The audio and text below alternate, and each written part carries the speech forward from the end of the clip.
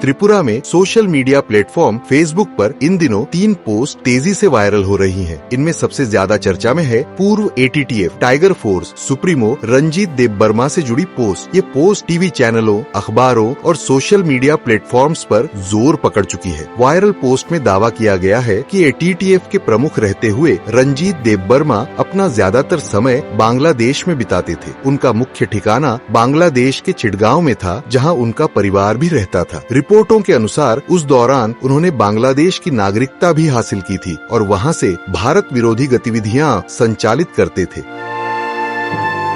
वहीं एक वर्ग का कहना है कि रंजीत देबबर्मा भारत में ही जन्मे थे और उन्होंने त्रिप्रासा लोगों की आजादी की लड़ाई के दौरान अपनी सुरक्षा के लिए अस्थायी रूप से बांग्लादेश में शरण ली थी। अब जब वे वापस त्रिपुरा लौट आए हैं तो समर्थक इसे घर वापसी के रूप में देख रहे हैं।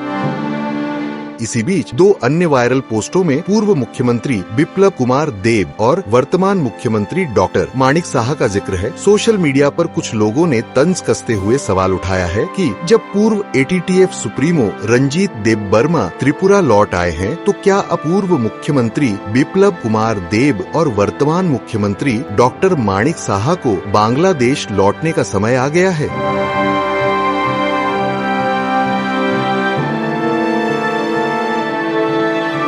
राजनीतिक विश्लेषकों का कहना है कि सोशल मीडिया पर ऐसी चर्चाएं राज्य में राजनीतिक ध्रुवीकरण और जन असंतोष का संकेत देती है। कुछ नागरिकों का आरोप है कि चूंकि बिप्लब देब और डॉक्टर माणिक साहा सत्ता में हैं, इसलिए कोई उनके खिलाफ सवाल उठाने की हिम्मत नहीं करता। जैसे जैसे ये पोस्टें वायरल होती जा रही हैं, त्रिपुरा की राजनीति में रंजीत देबबर्मा के अतीत, उनकी वापसी और राज्य के सत्तारूढ़ नेताओं के शक्ति समीकरण को लेकर नई बहस छिड़ गई है। लोग इंतजार कर रहे हैं कि भविष्य में क्या होने वाला है।